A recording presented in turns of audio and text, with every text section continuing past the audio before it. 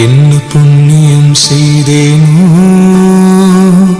அம்மா, நான் என்ன புண்ணியம் செய்தேனோ.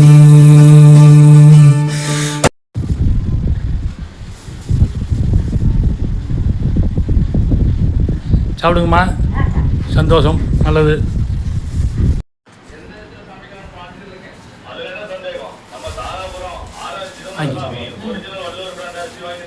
சந்தோஷமா, நல்லது.